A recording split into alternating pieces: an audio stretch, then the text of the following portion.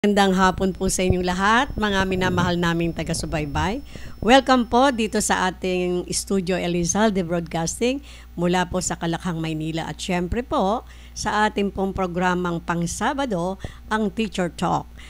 Ito po ang ating, yes, Miss, paki-introduce yourself. Magandang hapon po sa inyong lahat. Nandito naman po kami ngayon and we have this teacher talk again.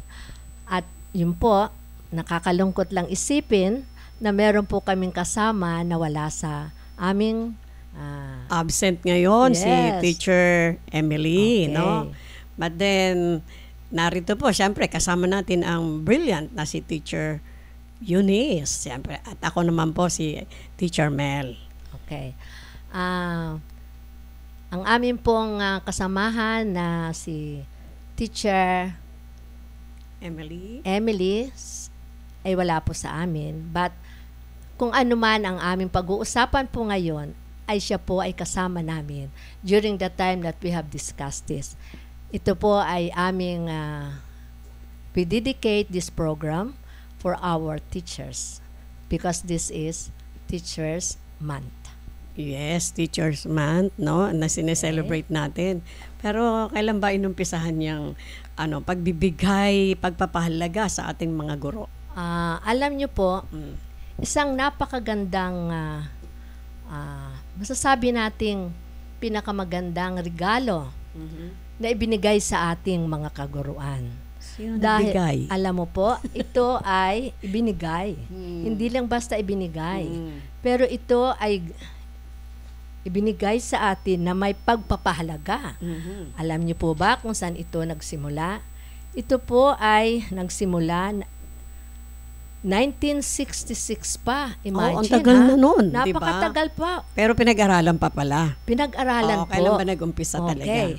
Actually, ito ay na-establish at talagang pinag-aralan na napakatagal. From 1966 to 1994 o ilang taon po yan. Tagal Ang tagal, di ba? Okay. Ba't ang mahalaga? Ang mahalaga ay meron po tayo ngayon. Ang nagbigay po sa atin ito at nagpupugay kami sa inyo ay ang International Labor Organization at ang UNESCO. Ano po ang UNESCO? United Nations Educational, Scientific, and Cultural Organization. Hindi po ba napakalaking napakaganda Pagpapasalamat dyan, natin. pagpapasalamat Okay. natin para mabigyan ng ganitong parangal at pagpapahalaga sa isang napaka-prestigious na organizations. Yes. Diba? Yes. Ah, At Teacher isa pa, Mel? ito Okay. pa, baka maipapaalala ko lang sa iyo, Teacher Okay. Eunice. Yes. Lahat ng mga professionals, doctor, lawyers, Lawyers, architect, engineers, etc. accountants, Yan. accountants. Wala sila nito, di ba? Yes, Wala sila nitong sila, di ba? galing sa UNESCO. Diba? Tayo lang, di ba? Diba? So, napaka-importante po talaga. Ano? Teacher kaya Mel? maraming salamat po sa UNESCO and ano yun? International Labor Organization. Association, yes. Okay. Palakpakan natin. Nasaan ba yung palakpakan natin? Nawala, hindi mo nalagay. Okay talaga, okay. So, yan po. Yan ay dahil sa pagpapahalaga nila sa sangkaguruan. Kami po ay lubos na nagpapasalamat at labis naming ikinatutuwa ito. Di ba? Okay. So, ngayon Teacher Emily, I'm sorry. Teacher Eunice. Talaga kasi nalulungkot tayo. Wala si Teacher Emily. Di ba? Yeah. Namimiss ka namin. I hope you are watching, Teacher Emily. Okay. So, Teacher Eunice, ano ba yung pag-uusapan natin ngayon? Okay. Sa ngayon po, dahil last Recap time, tayo. No? magre-recap po tayo. I mean, babalikan natin ng kaunti yung pinag-usapan natin last time about child protection policy. Doon po tinalakay natin kung ano ang kahalagahan ng child protection policy at kami nagpapasalamat na meron tayong ganitong programa galing sa ating government. And true enough, ito ay nakakatulong, napakalaking tulong na ibinibigay sa ating mga estudyante. Kaya lang po, Kaya lang po eh. kaya no? lang po, Ano yun? dahil sa Pangyayari. sabihin natin, may mga Oo, pangyayari may po, nangyari, may mga oo. pangyayari Mm. na hindi man po natin gustong mangyari ito. But then, sabi nga po, ang lahat ng mga bagay na ito ay nangyayari na may kadahilanan. May purpose. May purpose. Okay. Bakit nagkaroon ng mga ganitong mga kaso na lalo na ngayon pang Teachers Month. Okay po.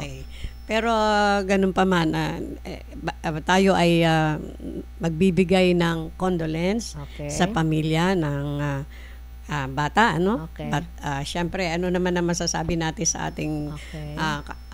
kapwa guro na medyo na-involved dito sa ganitong pangyayari. Okay. Ano Ito masasabi po, mo, yes. Teacher Eunice? Okay. Ito po ay yung, alam niyo naman, yung balitang ito at we know it already. Lahat na, nasa news, media and all that. Ito po yung isang estudyante na grade 5 na namayapa. 11 years old. Opo, namayapa dahil sa isang insidente ng pananampal.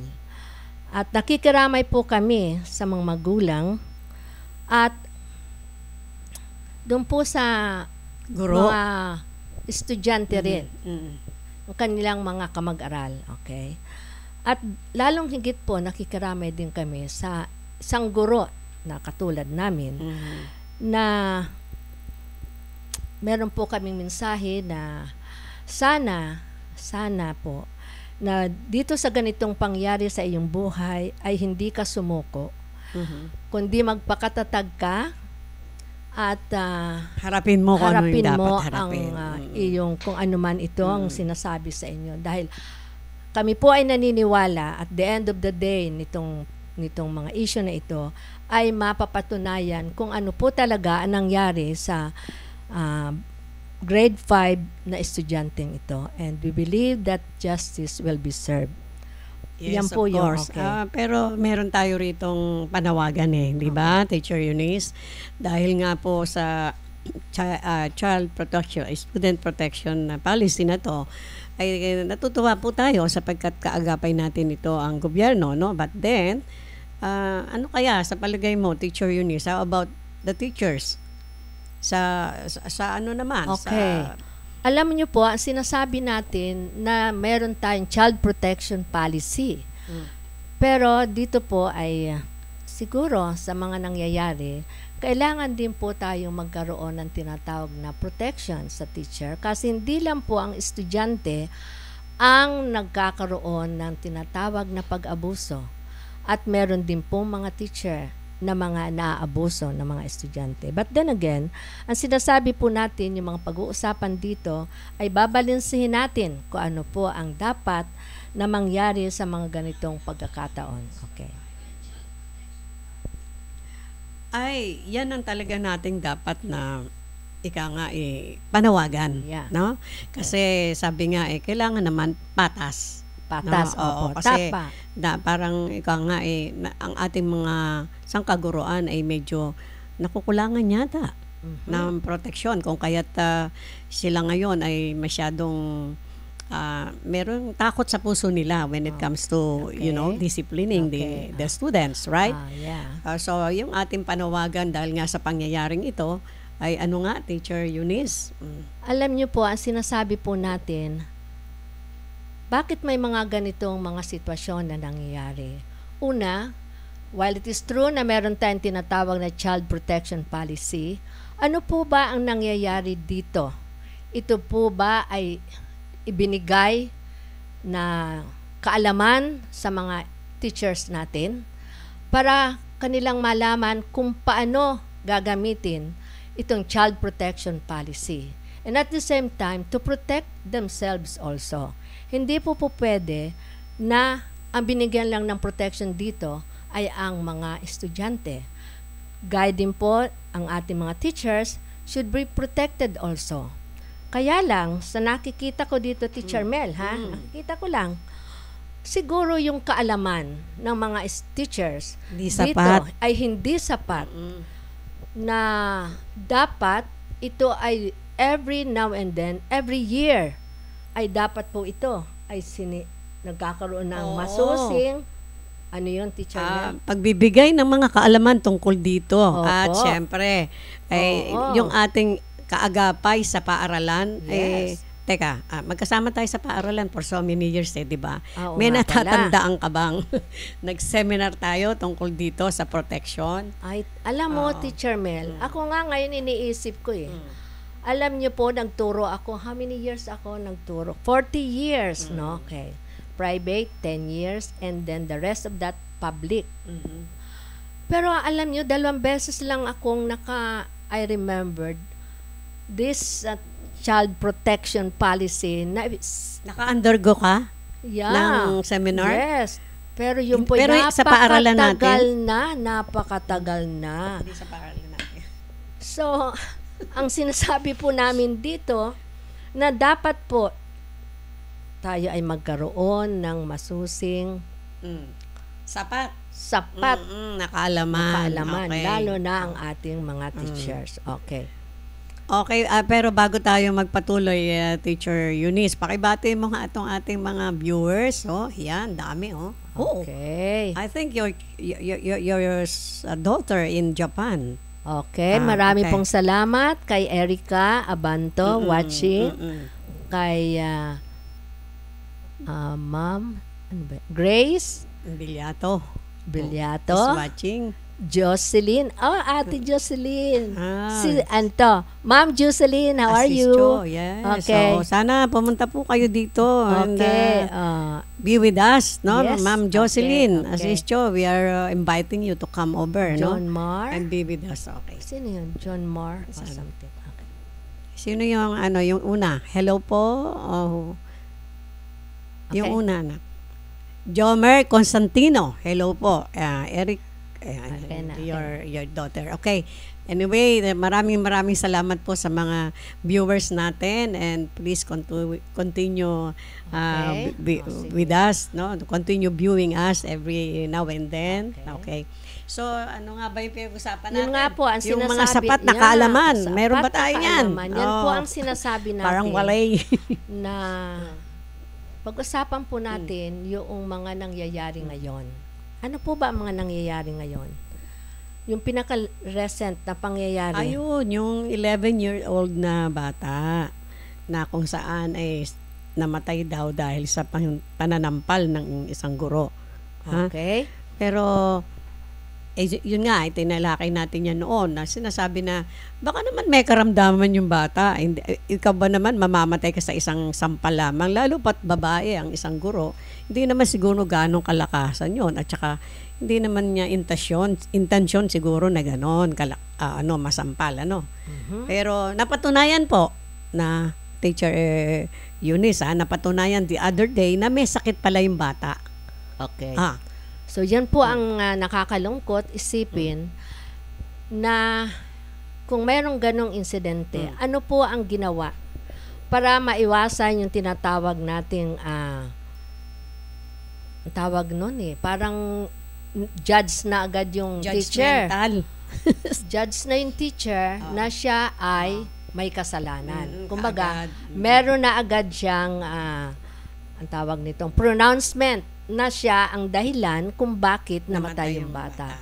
Ito po ay may iwasan natin, yung sinasabi nga natin, kung ang mga teachers o kinaukulan sa ating paaralan ay alam ang gagawin sa ganitong mga pangyayari. While it is true na meron tayong child protection policy, pero meron din po dapat tayong sinusunod na dapat tamang proseso para matingnan yung sinasabing kaso. Ano pong nangyari? Tama. Ano nangyari? Pumunta nga daw yung yung mother sa teacher. Okay. Sa advisor. Okay, Yes. sa advisor. At ang sabi ng advisor, kakasapin daw niya yung subject teacher. Okay. Paano, 'di ba ang dapat na proseso doon? Punta sila doon sa pinaka principal na, 'di ba? At doon Okay. ipaliwanag o Okay. doon itakel ang ano. Oo. Yun na nga, hindi alam ang proseso. Okay. At ang pinakamasama po nun, naghintay yung magulang, di ba? Po ba? Naghintay ang magulang. Which is, dapat po, kung meron tayong tinatawag na sinusunod the proseso kung anong gagawin sa mga ganitong pangyayari, siguro po ay hindi magiging ganito kasakit para sa magulang na siya ay mawalan ng isang minamahal na anak. At yun po ang sinasabi natin na kailangan yung ating proseso, due process, ay masusing pinag-aaralan, hindi basta-basta ng ating mga otoridad sa loob ng paaralan. Okay. At yung pong child protection policy na yan ay dapat talagang every year bago magsimula ay talagang kung pwede lang pong ilagay sa bulletin board every now and then na napakalaki doon kasi ito yung nagiging dahilan kung bakit nagkakaroon po tayo ng mga problema na talagang napakasakit para sa mga taong nawawalan. Kaya nga ito ay masyadong nakalulungkot dahil ngayon pa naman na katatapos lang ng Teacher's Day. Yes. Right. Yun. Nagse-celebrate tayo at kaya nga gusto nating ipakita yung pagpapahalaga ng ating mga estudyante. Hindi lang ng ating mga estudyante, kundi ng mga estudyante pagpapahalaga sa kanilang mga guro. Okay. Pwede ba, natin to? Pakita? Mamaya, pag-uusapan natin paano nila pinapahalagahan ng kanilang mga guro. Okay. Okay, pakita natin. Wala pang pinapakita. Break daw muna. Break muna tayo,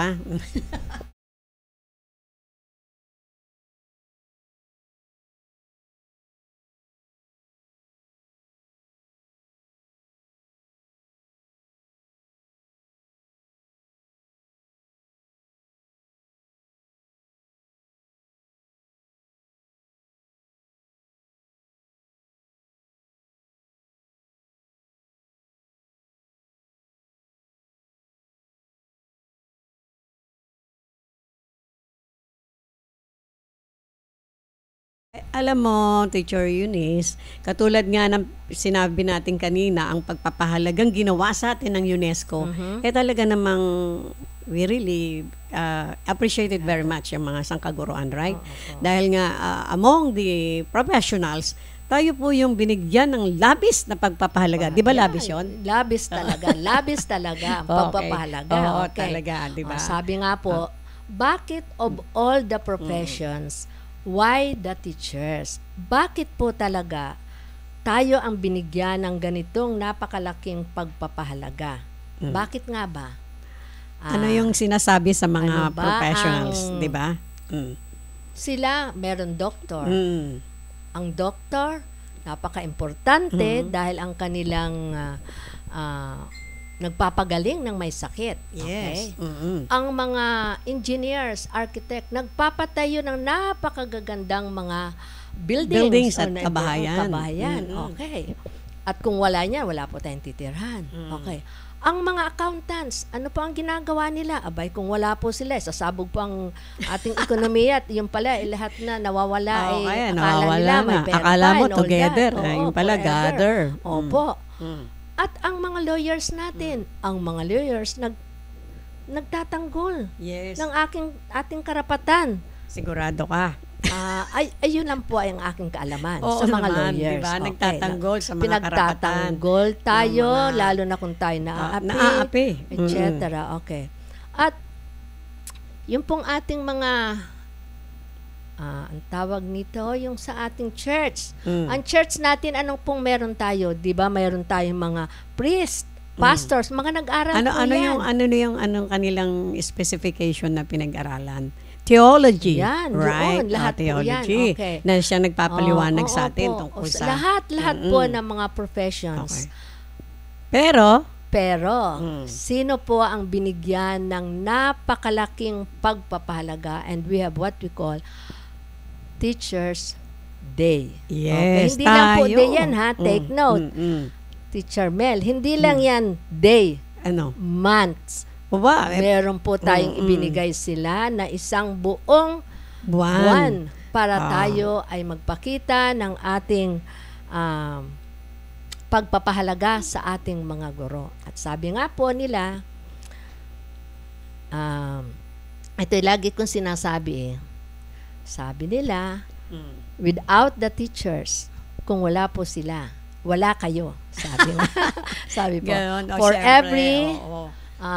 success of a student, there is always a teacher behind. Behind, yun syempre. po yun. O, at dandam, Failure, meron din po. Meron din. So, parang sinasabi natin, ang buhay natin ng mga guro ay isang pagpapala na ibinigay sa atin ng ating lumikha. At kami po ay nagpapasalamat para diyan. Pero nais nating ipaalam sa ating mga sambayanan, no? Hindi Okay. lamang all over the world na ang mga guro ay kaya binigyan ng ganitong pagpapahalaga kasi tayo ay kaagapay Yeah. ng pamahalaan, Alaan, ng pamit natin. simbahan.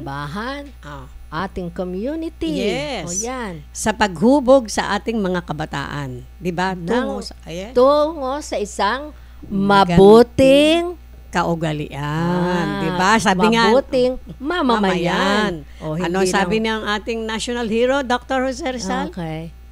Ano ba? Ang kabataan, ang pag-asa ng bayan. So, tayong pag-asa mga pala teacher- tayo, Oo. ng pag-asa pala ang ating tayo ang kabataan. humuhubog ng Okay. mga pag-asa ng ating bayan. bayan. Sa Oo. mga kabataan yon, di ba? Okay. Kaya nga, ganun na lang pagpapahalaga Tama lang yon, di ba? Oo, Kasi diba? tayo nga ay kaagapay ng pamahalaan. Okay. Di ba? Oh, tama. Of all the, teka muna, meron na naman tayong mga bagong viewers. Hello, Miss Andrew Gloria Shinji. Hi po. Hi, thank you very much. Ma'am, ikaw. John Michael Paraguel. Paraguel. Ay, Marami hi pong po. salamat sa Ay, inyong panonood. Christine Tully. Thank you very much, Miss Kali. Thank you for watching. At yan po, patuloy yan. Kaya medyo kami po ay talagang masaya, di ba, Oo, Teacher di ba? Eunice? Yes. Pagka ganito po na nalalaman po namin na pinahahalagahan nyo ang ating programa kasi ito po ay para sa ating lahat. Mga Di ba? kaguruan. Kenji Salazar, hi po. Okay. So, ano nga yung ating pinag-uusapan? Yun, Jenna Amiel. Amiel. Talaga, sa mga taga saan kaya ito, no? Arellano High School. Arellano? Marian Nicole De Vera. Kilala mo yan? Okay. Yan. Basta. Adriel Ann Lagman. Okay, maraming pong salamat. And Marian Maria Nicole De Vera. Okay. Thank you very much for watching. Salamat po. So, patuloy natin, Ma'am Teacher Eunice, yung ating pinag-uusapan. Sinabi mo nga kanina, tayong mga guro ay kaagapay ng pamahalaan. Bakit kaya sinabing kaagapay ng pamahalaan? Ay, alam nyo naman. Paliwanag mo nga sa kanila lalo. Kung bakit tayo sinabing kaagapay ng pamahalaan, ayun nga po ang sinasabi natin lahat ng nasa pamahalaan ay yan po ay nanggaling sa pagtuturo ng kamay mga guro. ng mga guro. Okay. Yes. So, kaagapay tayo hindi lang sa pamahalaan. Actually, tayo yung tinatawag na the core of the profession. Ano pong ibig sabihin nun? Lahat ng profession ay nagsisimula sa guro. Dumaan. Tayong lahat, di ba? Tayong lahat ang sinasabi. Na yung sinasabi nga po, basic, elementary yan. Kailangan matuto ka ng ano nga yun, Teacher Mel? Yes, pag elementary, ayan nandiyan dyan yung sinasabing basic education. Ano yon?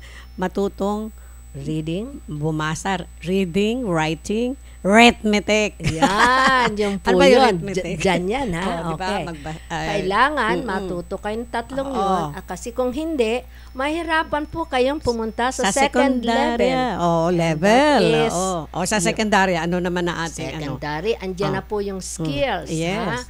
Na kailangan matuto silang mag-comprehend. Yung talagang comprehension na talagang pagkaunawa, pangunawa. Kung anong ginagawa nila, binabasa, and others. At lalo na po sa science, ay hindi po kayo pwedeng alam nyo, sa science taas. teacher si Ma'am, ako po si science teacher, teacher. Former science teacher. Eunice, Okay. talagang napakaganda ng kanyang major subject is science teacher. Opo, na. napakaganda Bagsak, po yan. halos bumagsak ako dyan no high school. Okay. At yan po yung Ah, talagang nandyan yung, alam nyo naman, yung kanilang emotions, intellect, and all that.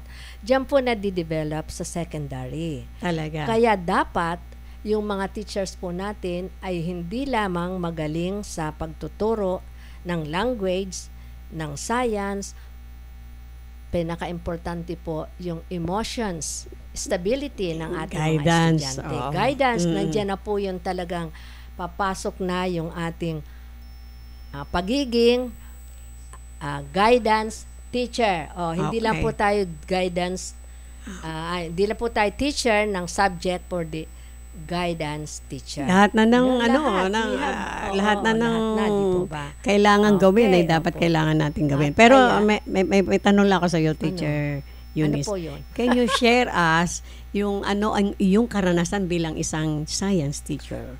Ako po ay nung nagtuturo ako bilang science teacher, kami po ay na-involve sa mga projects, investigatory projects, at kami po ay naging mga contestant yung aking mga estudyante, and we made good. Kaya yung sinasabi ko nga po na talagang ang secondary ay yun yung talagang sinasabi. Preparation na yan. Preparation. To a higher education. Level of education. Opo, yun ang sinasabi. Kaya yung ating mga teachers po sa secondary talagang Dapat kabisado niya yung mga yan. majors kasi meron tayong mga major Nandyan na yung mga subjects. major subjects po diba? natin. Okay. Kailangan talagang mahusay ka para ma-impart mo sa kanila. At saka dapat kailangan napaka maunawain po ng ating mga guro. Kasi kung hindi po, nandiyan na po yung mga pumapasok, yung mga interaction with other alam nyo na, yung mga relationship, andyan na po nagsisimula. At kaya po ang guro ay pinahahalagahan kasi po sila ay may tinatawag na yung parang maternal instinct sa ating mga definitely. estudyante. Sabi diba? nga, second home tayo. Yes, okay. Pagka nandyan na mga bata umalis mula sa kanilang tahanan, Yes. dumating sila sa ating paaralan. Andito ang mga guro na pangalawa nilang magulang Okay na po, siyang okay. mag-guide sa kanila. Okay. Pero kung hindi mo man ako tinatanong, ako na mag-umpisa. Okay. I want to share sa inyo, Teacher Eunice, yung aking experience bilang language teacher. Okay. Ito po ay Filipino po ang aking major subject. Okay. But then, alam niyo po, nakalulungkot. Kasi alam niyo po, gusto ko lang magkaroon ng comparison sa ibang bansa, sa Japan. Siguro, balik-balik ka na doon. Alam mo yan, dahil Teacher Eunice, dahil may anak ka ron na nagtuturo, no? Kinakailangan, ikaw ang mag-aral ng kanilang lingwahe, right? Hindi Yes. tayo yung, Oo. diba? Mahal Dito nila sa ang atin kanilang language. Totoo yan. Dito may dumating pang panahon na parang gusto yata alisin pang lingwahe natin. My God, Wag ano ba yun, naman, diba? wag naman, teacher. Oo, kaya nga Mel. nung naalala ko nung nagtuturo ako, kasi kung naalala mo, laging fourth year ang hawak ko, diba? Okay. Pagdating na sa, pagsulat ng mga talata, no? Sabi ko sa mga estudyante ko, noon yun, okay, sumulat kayo ng isang talata na hindi bababa sa mga 10 o 12 pangungusap. Oo. Anong nangyari? Anak ka ng tatay. Alam mo, fourth year yun, Nung hapon na, nung chinecheck ko na yung mga sinulat nila, medyo nakonsume ko ng konti. Medyo lang? Oo, o kasi, hindi ka ba pagka- talagang ano? Hindi, pag nakonsume ko talaga, masama yun. Di tayo pwede diba? makonsume ng Okay, sobra. okay. Kailangan konti lang. Konti Diba? lang, okay. Ayun, nakita ko ano ba tong mga pangungusap na to. Parang pangungusap ng grade 3, grade 4, pero fourth year na di ba? Imagine.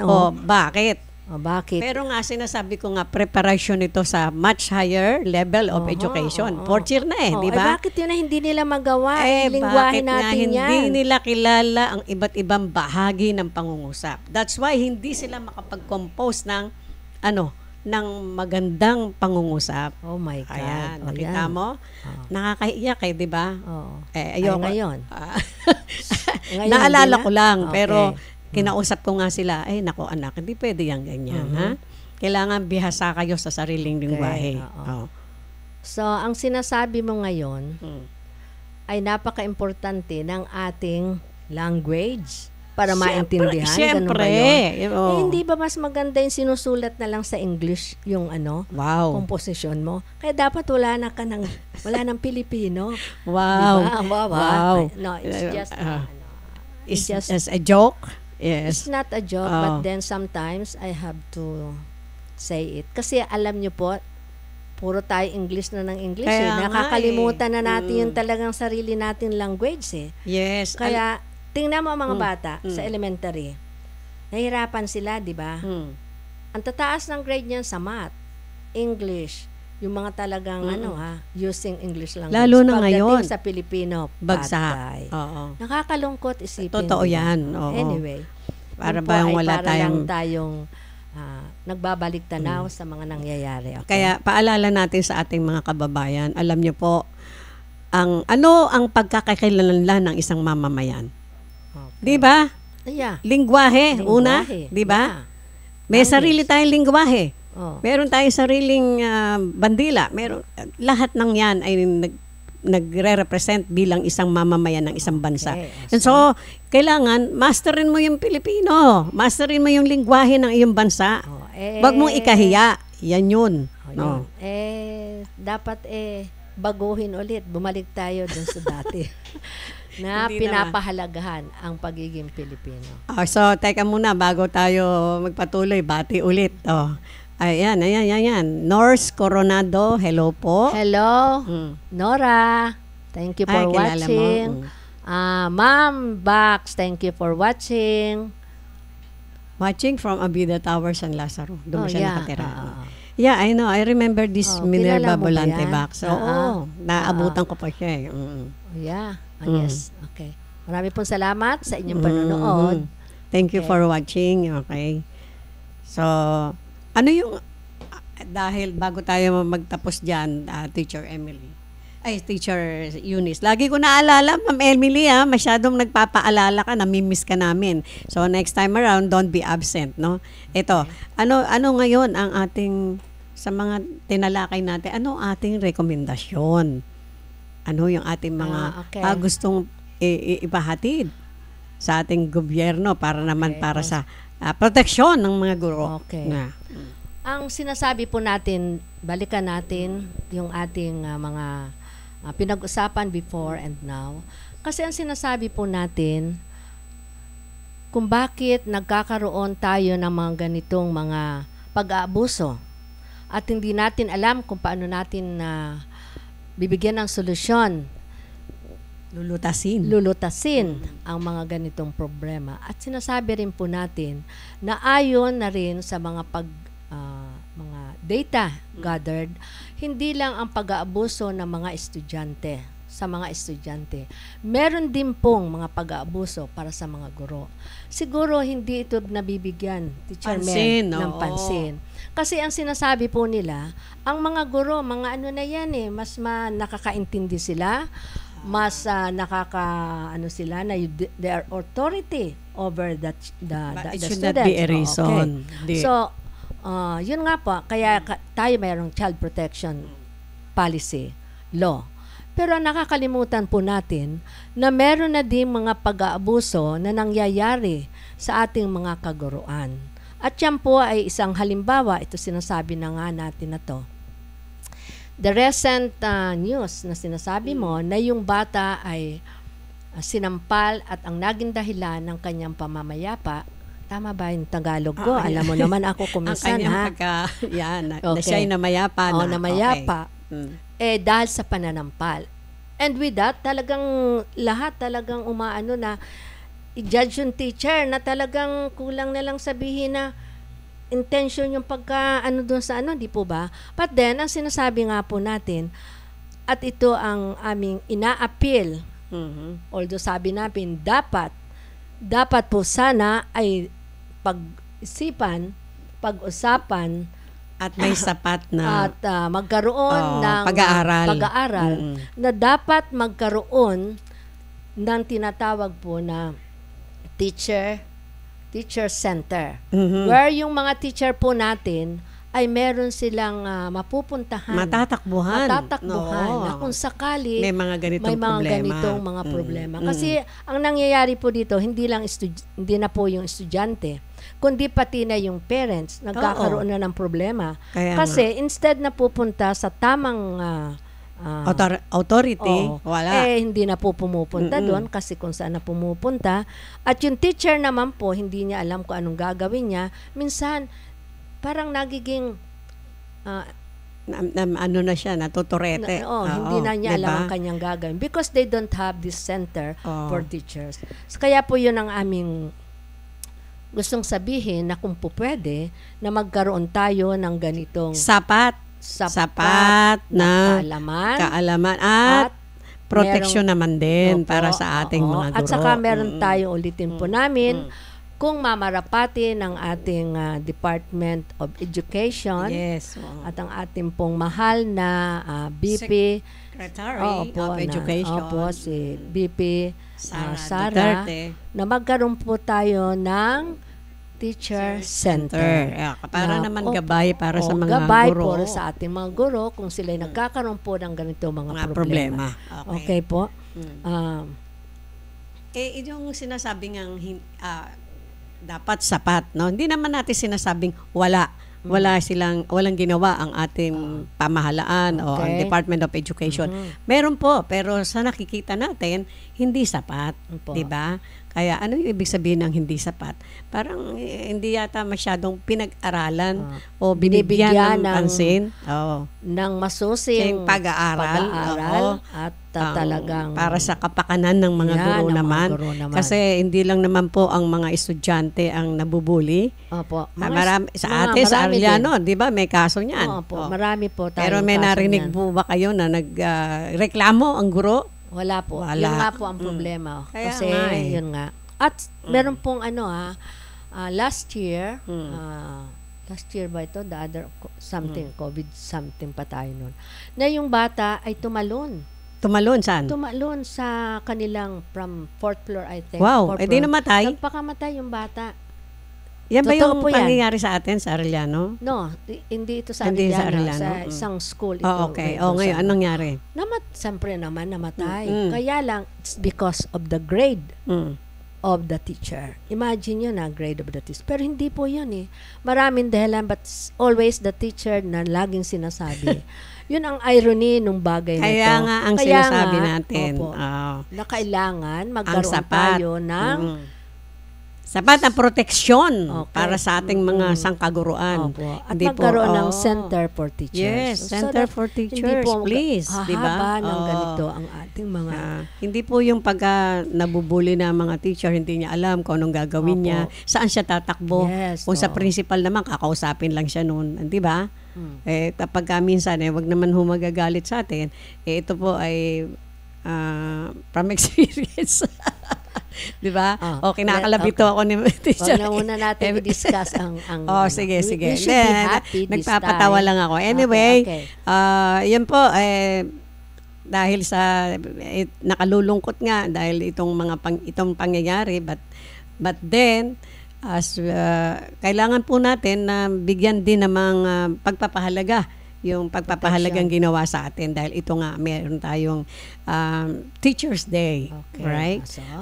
At teka, pakita natin kung paano ba pinahahalagahan ng ating mga estudyante ang mga guro, diba? Tingnan po natin kung paano nila pinapahalagahan ang kanilang mga teacher ngayon at teacher noon na hanggang ngayon ay hindi nila makalimutan. Ito po yung mga nakikita natin na mga pagpapahalaga ng ating mga estudyante sa kanilang mga guro. Teacher. Okay po. Katulad niya, pagbibigay ng cake. O alam nyo naman po, ang cake ay talagang simbolo ng tinatawag na para maging healthy si teacher. Sarami ng problema ni teacher. Kaya okay. Ayan, Happy Teacher's Day. Okay. Alam nyo, pag nakareceive po yung mga guro ng ganyan na napakaligaya na natin, di ba? Kahit hindi na buong cake, kahit kaunting cake lang, okay na po yan isang talaga. Isang hiwa lang ng cake is Happy na tayo Opo. eh. Ayan, diba? tingnan Ayan po natin. Meron Ano pa silang binigay? tarpaulin, Tarpaulin. Happy Teacher's Day, and Thank also you. the Okay. cake. Opo. Yan po yung dalawang teachers ng Arellano High School na sila. Si Ma'am, ano? Si Ma'am Teresita Alcalde Binson. Binson. Ayan. Okay po. Yung Saka si isang, Sir Noel. head ng English department nyo. Opo, Okay. Okay. Ayan po. Kaya kami po sa mga malaki at maliit na bagay na pag-alala ng ating mga former students, masaya po ang inyong mga guro. Ang dating na maalala lang po tayo ay talagang ina-appreciate po namin yan. Sige. Play po raw yung video para makita natin. Makita po natin ang Go ahead. Okay. Roll it. Now. Isang mapagpalang araw po sa ating lahat. Wala sound na. Sa paaralan, Walang sound. nagsimula ang lahat. Hindi ko malilimutan ang maghapong klase, ang exam, pagpapahiram at pagpapahiram ng notebook. Isama mo pa ang kaba sa tuwing may recitation at deadline ng mga project. Mahina yung Lahat sound. ng ito ay naging parte ng masaya at makulay na sandali ng aking kabataan. Sa paaralan, ang Cayetano Arellano High School, nagsimula ang akong mangarap sa tulong ng aking mga guro na nagtiwala sa kaya kong gawing lahat. Sa aking mga naging guro, utang ko po sa inyo ang lahat. Sabi nga sa kanta, you will always be a special part of me. You are in my heart whenever I will be. Today, as we celebrate the National Teachers' Day, is the perfect day to say thank you to our teacher, to show my gratitude for our teachers who render their dedication of service by guiding us. Muli, Happy Teachers Day at maraming pong salamat sa aking mga naging guro. Ako po si Ryan Cadiz mula sa Paaralang Cayetano Arellano High School.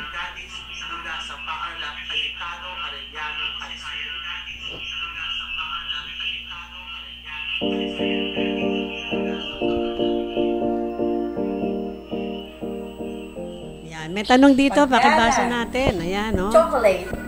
Pagmamahal. Bulaklak. Ano ba yung nakalagay? Ano raw ang mahalagang maibibigay ninyo sa inyong guro? Sipagan. Tulong. Respect. Respect. Respect. Okay, Respeto pakiulit nga po. para sa ating Ano mga guro. ang mahalagang Happy Teacher's Day! maibibigay niyo sa inyong mga naging guro? Okay, ang sabi po nila, ito po ang mga nakikita ninyo dito na mga guro sa edukasyon, sa pagpapakatao na mga video, lalo na po yung mga nanay po yan eh. Mga nanay po siya, parents po sila, na nang dumating po ako ay marami silang nakalagay dyan na mga isa pong handa daw nila sa pagiging teacher ng kanilang mga anak. Ay wala po yung mga teachers kasi nag-declare na walang pasok. Pero nakapaghanda po sila and all that. At ang sinasabi po nila, salamat naman sa pagtitiwala at ang sinasabi po nila, doon sa sa aming tanong, ano ang pwede nyong maibigay sa inyong mga teachers o mga naging mga guro?